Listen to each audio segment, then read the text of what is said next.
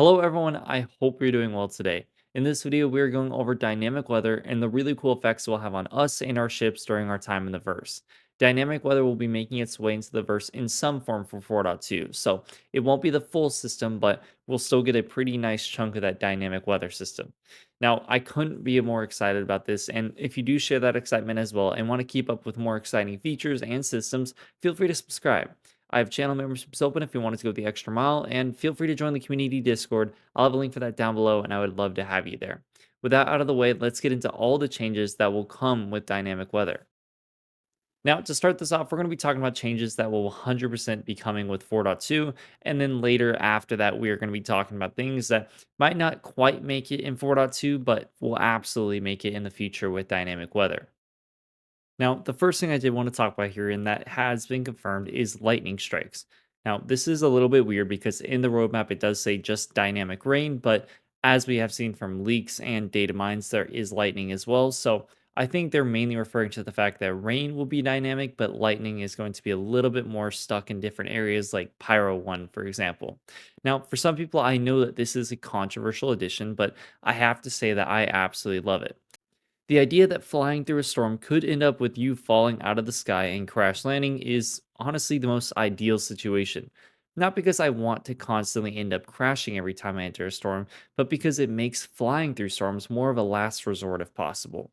It will help incentivize waiting out the storm or simply trying to find another way of leaving that area without going directly through it. That's where ground vehicles could also come in. Restricting airspace through means like turrets or simply no fly zones are still effective as well, but offering restricted airspace through a more natural and dynamic system is, in my opinion, so much cooler. This is one of those steps towards balancing what ships can do that I'm really excited for.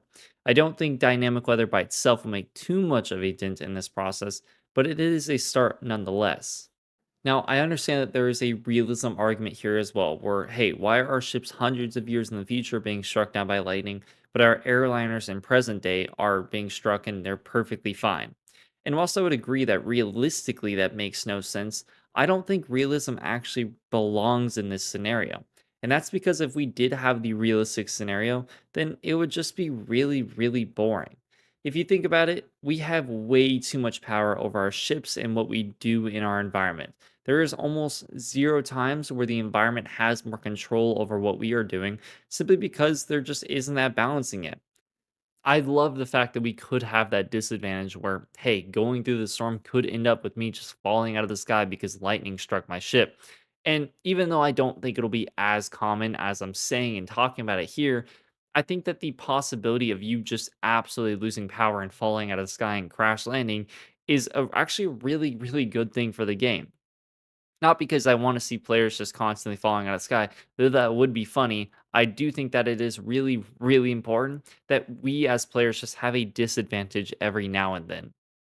I really do think the system will be nice. It'll give us options to really consider that are valuable to us, that provide us with advantages and disadvantages.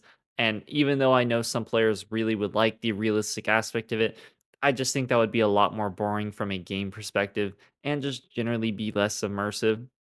I would love to hear your thoughts on this though, because I know that some players really don't want this. I certainly do, but I would love to hear if you have an argument against me or if you agree with me at all.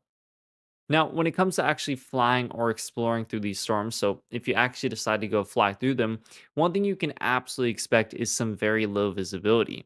There have been a few clips that have made their way onto Reddit over the past few days that really shows this off. As a matter of fact, sometimes you could really only see where you were going whenever lightning starts flashing, which, in my opinion, is absolutely awesome. And I love that as a possibility. On top of that, you have some incredible rain effects on your cockpit window. Now, I will have to say that visibility at night is naturally really bad right now, but I do like the idea of stormy areas being simply dangerous to fly through visibly just as much as they are from lightning and winds. This once again also just pushes players to consider their options a bit more, especially if they have a cockpit like the MISC Starlancer TAC or the Max that have just terrible visibility in the cockpit window. I don't expect visibility to always be bad, especially if it's during the daytime, but I do think across the board it will probably get a little bit more limited. Now, again, like we talked about before, nighttime visibility is already really, really bad. So I would appreciate if at some point in the near future we got some sort of like tool or way of kind of seeing a little bit better at night. But at the same time, I do really hope that storms provide that ability to be less visible, but also kind of just make it really exciting to have those lightning flashes that populate the area with light for a little bit and then bam, it goes back to darkness. I think that's a really cool idea. But again, some night vision of some kind would be cool every now and then.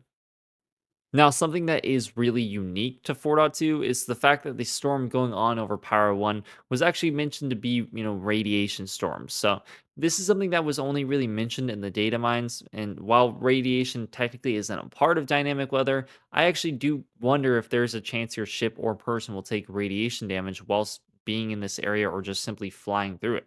I honestly assume that it's probably just a way of justifying the storm going on 24/7 and won't have nearly as much of an effect on us. But if it does actually act as a real radiation storm, that would be awesome. But I'm not entirely betting on it. Now, that kind of leans more into things that aren't necessarily confirmed to be coming with the release because we just don't really know yet. But getting more into that, we're going to talk about how dynamic weather is going to affect flight and not just, getting struck by lightning, but mainly talking about control surfaces here. Now, I can almost guarantee that once we do get control surfaces, the way we fly through storms will be much more high risk and difficult to manage. Currently, again, we don't really feel wind resistance when we fly at all, but just imagine how much more difficult flying could be when you have storm winds throwing your ship around. And I can only imagine in the future, once we have these control surfaces, flying through a storm will create intense turbulence for your ship and maybe even damage simply from flying through it. I love the idea of these control surfaces, and I think once you pair them with dynamic weather and whatnot, I think it will make for a really, really unique flight experience.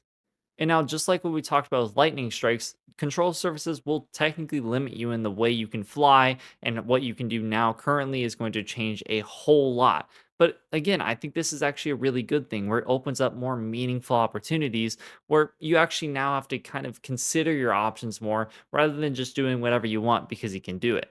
There's more pros and cons to what we do, I guess you could say.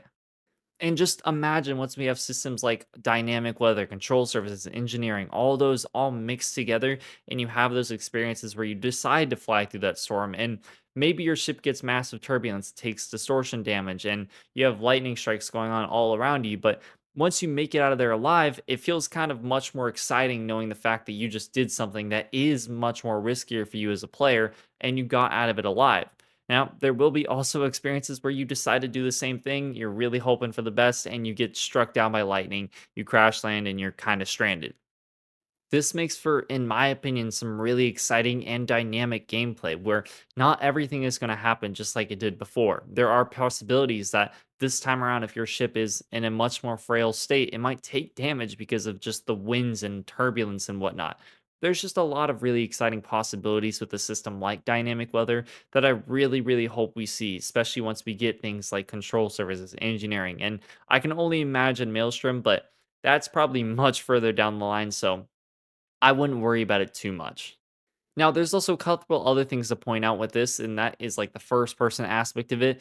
Whilst I do think we might get some wind effects and whatnot during this first implementation of dynamic weather, I don't know if it'll be exactly like what we had in the demo during CitizenCon, where you see all these different objects just like sliding across the floor.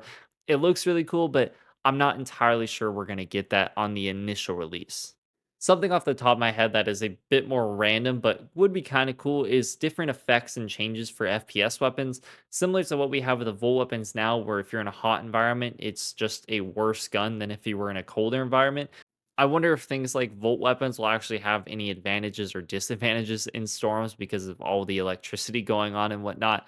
I doubt it, but it would be cool. And I bet you that by itself using a Volt weapon during, a rainy storm will look really, really sick. So at the very least, I'm excited for that.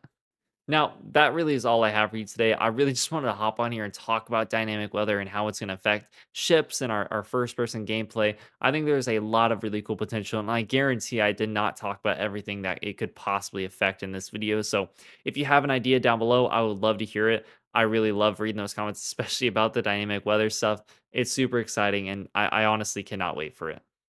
With that out of the way, though, I appreciate you so much. Thank you for sticking around. I hope you have a wonderful weekend, and I will see you in the next video.